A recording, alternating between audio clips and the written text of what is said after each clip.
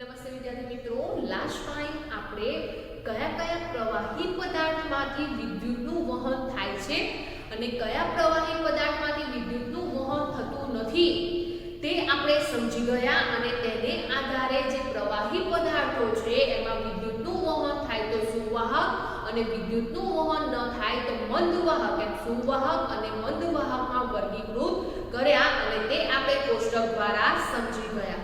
ઉપરાંત ટેસ્ટરના પ્રકાર વિશે સમજી ગયા કે આ જે પણ કોઈ પદાર્થો છે એ પદાર્થોમાં વિદ્યુતનું વહન થાય છે કે નહીં એ ચકાસવા માટે જુદા જુદા ટેસ્ટરનો ઉપયોગ કરવામાં આવે છે, જેવા કે ટોર્ચ બલ્બ ટેસ્ટર, ત્યાર પછી એલઈડી ટેસ્ટર અને ચુંબકીય સોય ધરાવતું ટેસ્ટર જેને ઇલેક્ટ્રોમેગ્નેટિક ટેસ્ટર તરીકે ઓળખવામાં આવે છે. હવે વિદ્યાર્થી મિત્રો, આપણે શુદ્ધ પાણી એટલે કે નિસ્યંદિત પાણી અને નળનું પાણી બે પ્રવાહી પદાર્થ લઈએ છીએ અને એ બંને પ્રવાહી પદાર્થમાં વિદ્યુતનું વહન થાય છે કે નહીં તેની ચકાસણી કરીએ તો તે માટે સૌથી પહેલા તો શું કરવામાં આવે?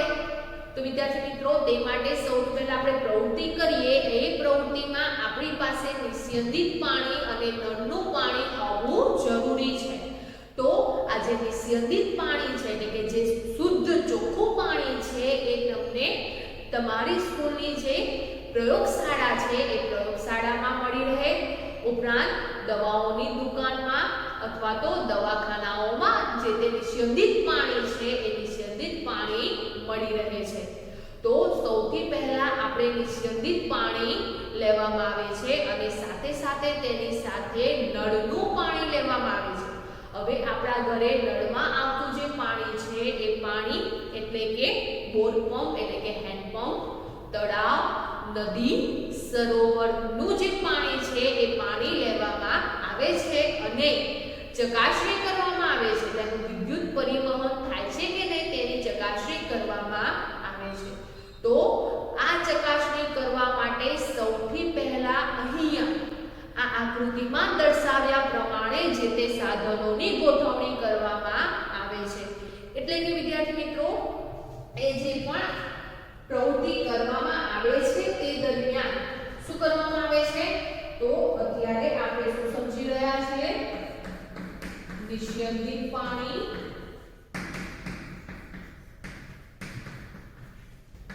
અને નળના પાણી નું વિદ્યુત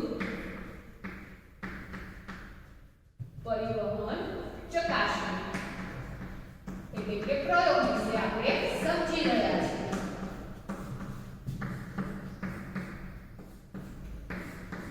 તો સૌથી પહેલા તો શું લેવામાં આવે છે? તો સૌથી પહેલા નિસ્યંદિત પાણી એટલે કે શુદ્ધ પાણી જે ક્યાંથી મળી રહે છે? તો જે આપણને પ્રયોગશાળા, દવાની દુકાન અને દવાખાનાઓમાંથી મળી. આ ઉપરાંત નળનું પાણી લેવામાં આવે છે. નળનું પાણી એટલે કે હેન્ડપંપ એટલે કે બોરનું પાણી, નદીનું પાણી, સરોવરનું પાણી કે પછી તળાવનું પાણી લેવામાં આવે છે. હવે વિદ્યાર્થી મિત્રો, આપણે આ પ્રવૃત્તિ કરવી છે તે પ્રવૃત્તિ કરવા માટે સાધનોની ગોઠવણી કેવી રીતે કરવામાં આવે છે? તો અહીંયા પ્રવાહી પદાર્થ છે તો પ્રવાહી પદાર્થમાં વિદ્યુતનું વહન થાય છે કે નહીં તેની ચકાસણી કરવા માટે તમે torch bulb tester, LED tester કે ઇલેક્ટ્રોમેગ્નેટિક ટેસ્ટરનો ઉપયોગ કરી શકો છો. જેમાં વિદ્યાર્થી મિત્રો, જે ઇલેક્ટ્રોમેગ્નેટિક ટેસ્ટર છે એ તમને મોંઘું પડી શકે છે તો તેની જગ્યાએ તમે ટોર્ચ બલ્બ ટેસ્ટર અથવા તો એલઈડી ટેસ્ટર ઘરે બનાવીને તેનો ઉપયોગ કરી શકો છો. તો એ ટેસ્ટર કેવી રીતે બનાવવામાં આવે છે આપણે અગાઉ સમજી ગયા છે. તો હવે હવે આ જે પ્રવૃત્તિ છે એ કેવી રીતે કરવામાં આવે છે? તો આ પ્રવૃત્તિમાં સૌપ્રથમ એક પાત્ર લેવામાં આવે છે અને જે પાત્ર છે એ પાત્રમાં સૌથી પહેલા આપણે નિસ્યંદિત પાણી લઈએ. તો પાત્રમાં સૌથી પહેલા આપણે કયું પાણી લીધું છે? નિસ્યંદિત પાણી લીધું છે. હવે વિદ્યાર્થી મિત્રો, વિદ્યુતનું વહન થાય છે કે નહીં એ ચકાસણી કરવા માટે કયા સાધનનો ઉપયોગ થાય છે? તો ટેસ્ટરનો ઉપયોગ થાય છે. હવે અહીંયા આપણે ટોર્ચ બલ્બ ટેસ્ટરનો ઉપયોગ કરીએ તો એ ટેસ્ટરના જે બે ખુલ્લા છેડા છે એ બંને ખુલ્લા છેડાને આપણે ત્યાં દર્શાવ્યા છે. તો એ બંને ખુલ્લા છેડાને જે નિસ્યંદિત પાણી છે એ પાણીમાં ડુબાડેલા છે. ઉપરાંત એ બંને છેડાની સાથે એક બેટરીનું જોડાણ કરવામાં આવે છે અને સાથે સાથે એક ટોર્ચ બલ્બનું જોડાણ કરવામાં આવે છે. તો અહીંયા ધન ધ્રુવ છે અને આ એક ઋણ ધ્રુવ છે. આપણને ખબર છે મોટી લાઈન બેટરીમાં દર્શાવવામાં આવે એ ધન ધ્રુવ તરીકે દર્શાવવામાં આવે છે અને નાની લાઈન દર્શાવવામાં આવે એને ઋણ ધ્રુવ તરીકે ઓળખવામાં આવે છે. હવે વિદ્યાર્થી મિત્રો, આપણને ખબર છે કે જ્યારે પણ વિદ્યુતની ચકાસણી કરવામાં આવે છે ત્યારે અહીંયા આ જે બેટરી છે એ બેટરીમાંથી વિદ્યુતનું વહન કરવામાં આવે છે. તો જ્યારે બેટરીમાંથી વિદ્યુતનું વહન થાય છે ત્યારે વિદ્યુતનું વહન કઈ દિશામાં થાય છે? તો વિદ્યાર્થી મિત્રો, વિદ્યુતનું વહન ધન ધ્રુવથી ઋણ ધ્રુવ તરફ જોવા મળે છે. તો અહીંયા જે બેટરી છે એ બેટરીનો જે ધન ધ્રુવ છે એ ધન ધ્રુવથી ઋણ ધ્રુવ તરફની વિદ્યુત પ્રવાહની ગતિ જોવા મળે છે. તો વિદ્યુત પ્રવાહ ધન ધ્રુવથી ઋણ ધ્રુવ તરફ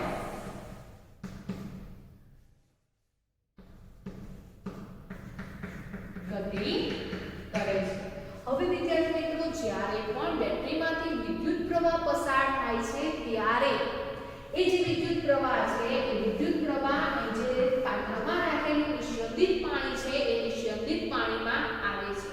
હવે એ જે વિદ્યુત પ્રવાહ છે એ વિદ્યુત પ્રવાહ પાછો બીજો જે છેડો છે એ બીજા છેડા સુધી પહોંચતું નથી અને અહીંયા જે ટોર્ચ બલ્બ રાખેલો છે એ ટોર્ચ બલ્બ પ્રકાશિત થતો નથી.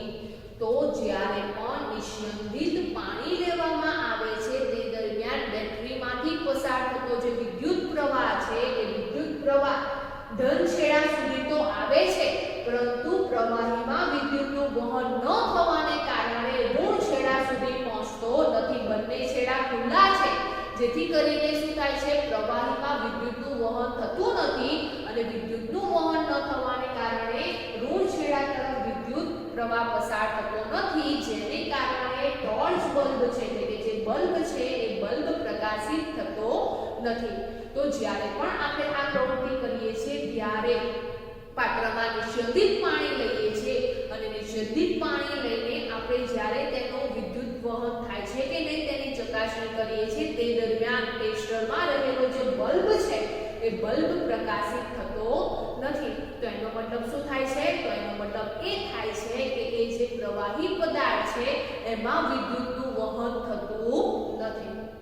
તેવી જ રીતે વિદ્યાર્થી મિત્રો, હવે આપણે નળનું પાણી લઈએ તો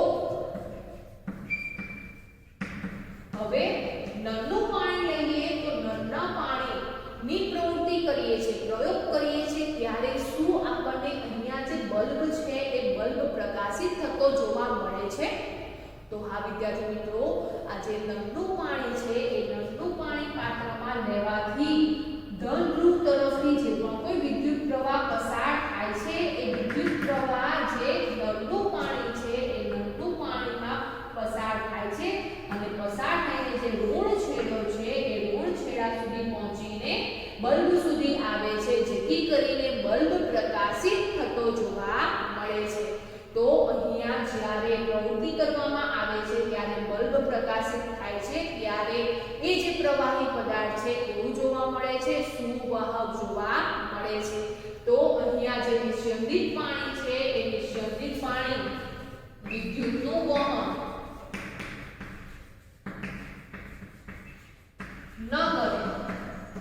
જેથી તે અવાહક છે, પરંતુ તેને કયા ભાગમાં વિભાજિત કરવામાં આવે છે?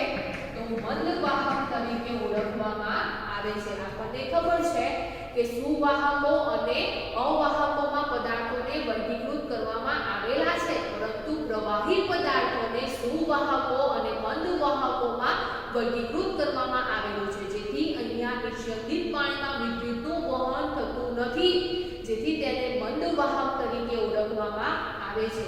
અને જ્યારે નળનું પાણી છે એ નળનું પાણી વિદ્યુતનું વહન કરે છે, જેથી તેને શું કહીશું? તો જેથી તેને સુવાહક તરીકે ઓળખવામાં આવે છે. તો વિદ્યાર્થી મિત્રો, હવે આ જે પણ કોઈ નિસ્યંદિત પાણી છે એ નિસ્યંદિત પાણીને આપણે સુવાહક બનાવવું છે તો કેવી રીતે બનાવી શકાય? તો હવે આપણે જ્યારે નિસ્યંદિત પાણી લઈએ ત્યારે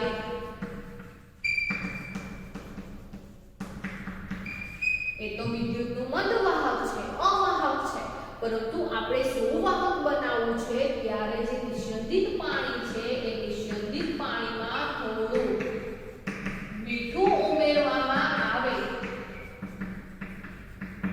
નિસ્યંદિત પાણીમાં થોડું મીઠું ઉમેરવામાં આવે છે. ત્યાર પછી આપણે પ્રવૃત્તિ ફરીથી કરીએ તો બલ્બ પ્રકાશિત થતો જોવા મળે છે. તો શા માટે નિસ્યંદિત પાણીમાં મીઠું ઉમેરવાને કારણે બલ્બ પ્રકાશિત થાય છે? તો વિદ્યાર્થી મિત્રો, આપણને ખબર છે કે જે નળનું પાણી છે એ નળના પાણીમાં થોડા વધારે પ્રમાણમાં ક્ષાર જોવા મળે છે, અને જે ક્ષાર છે એ ક્ષારને કારણે વિદ્યુતનું વહન થતું જોવા મળે છે.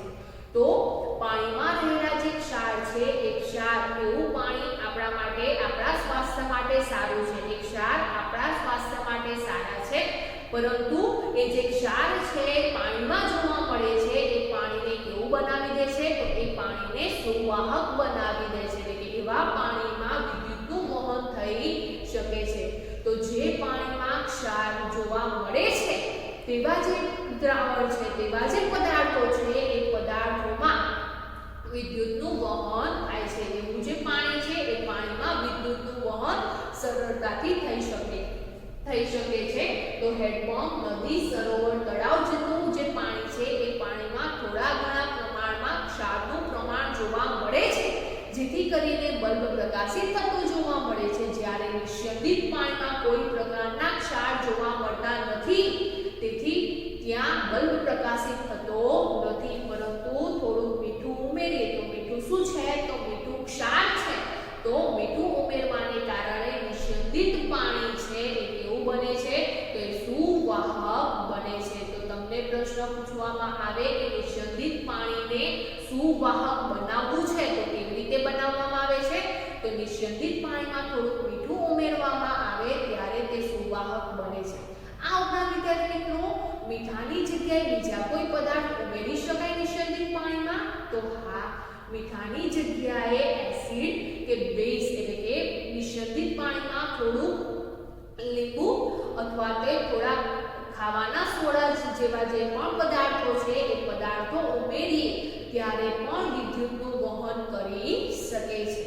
તો આજે પણ કોઈ નળનું પાણી અને નિસ્યંદિત પાણી છે એ વિદ્યુતનું કેવા જોવા મળે છે? તો નિસ્યંદિત પાણી વિદ્યુતના મંદવાહક જોવા મળે છે, અને નળના પાણી છે એ વિદ્યુતના કેવા જોવા મળે છે? સુવાહક જોવા મળે છે.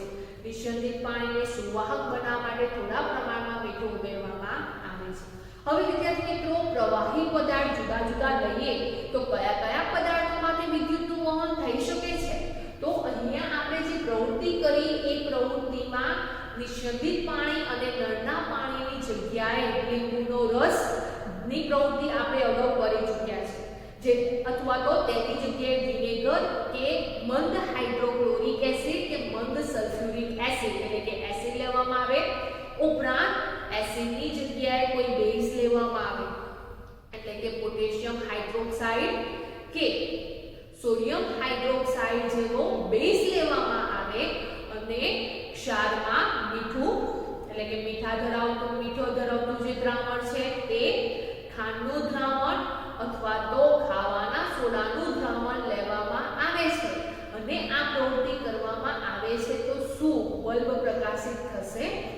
તો હા વિદ્યાર્થી મિત્રો, પ્રવાહી પદાર્થમાં પણ આપણે એસિડ, બેઝ અને ક્ષાર જેવા જે પણ કોઈ પદાર્થો લઈએ છીએ તેવા પદાર્થોમાંથી પણ વિદ્યુતનું વહન થઈ શકે છે, જેને કારણે નિસ્યંદિત પાણીમાં થોડો ક્ષાર અથવા તો થોડો બેઝ પદાર્થ અથવા તો થોડો એસિડિક પદાર્થ ઉમેરવામાં આવે તો તે સુવાહક બને છે. તો વિદ્યાર્થી મિત્રો, એસિડ, બેઝ અને ક્ષાર જેવા પદાર્થમાંથી વિદ્યુતનું વહન સરળતાથી થાય છે, એટલે કે તે પદાર્થો વિદ્યુતના કેવા જોવા મળે છે? સુવાહક જોવા મળે છે. હવે વિદ્યાર્થી મિત્રો, તમે કેટલીક વખત જોયું હશે કે જે ઇલેક્ટ્રિશિયન છે એ ઇલેક્ટ્રિશિયન જ્યારે ઇલેક્ટ્રિકનું કામ કરે છે, એટલે કે જે વીજળીથી ચાલતું જે પણ કોઈ સાધન છે એ જે વીજળીનું કામ છે એ કામ કરે છે તે દરમિયાન તેઓ હાથના અને પગમાં રબરના મોજા પહેરે છે અથવા પગમાં શૂઝ પહેરેલા જોવા મળે છે, હાથમાં રબરના મોજા પહેરેલા જોવા મળે છે. તો એવું શા માટે કરે છે?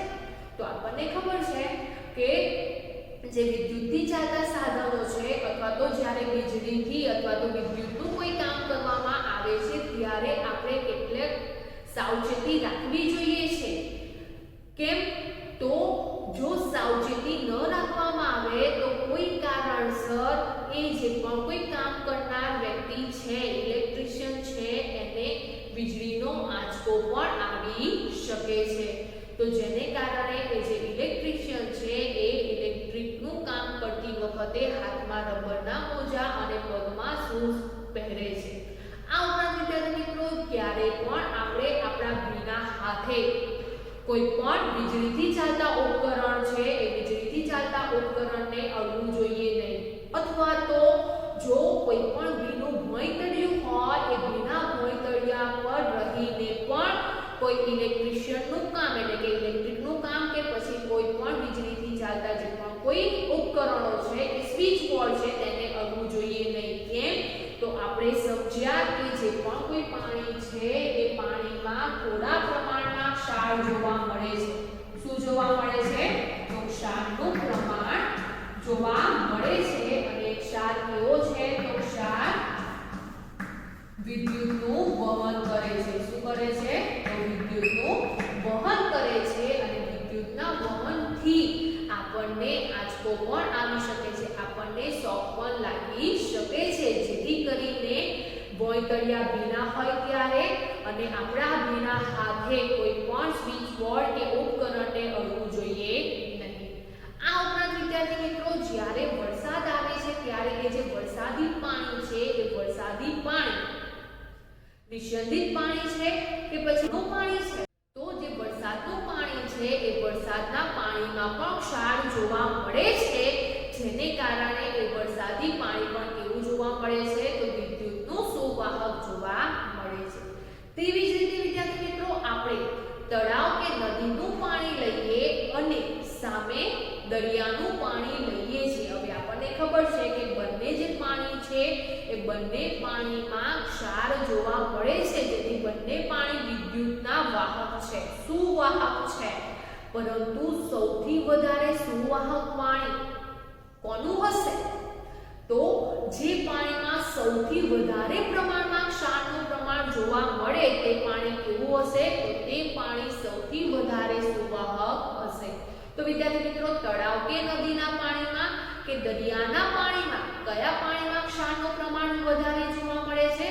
તો દરિયાના પાણીમાં ક્ષારનું પ્રમાણ વધારે જોવા મળે છે. આપણને ખબર છે ખારું પાણી છે, જ્યારે નદી તળાવનું પાણી મીઠું છે, ક્ષારનું પ્રમાણ એમાં ઓછું જોવા મળે છે, જ્યારે દરિયાના પાણીમાં ક્ષારનું પ્રમાણ વધારે જોવા મળે છે, જેને કારણે દરિયાનું પાણી છે નદી તળાવના પાણી કરતાં વધારે સુવાહક જોવા મળે છે. તો આમ આજે આપણે નિસ્યંદિત પાણી અને નળના પાણીમાં વિદ્યુતનું વહન થાય છે કે નહીં તેની ચકાસણી આપણે પ્રવૃત્તિ દ્વારા સમજ્યા.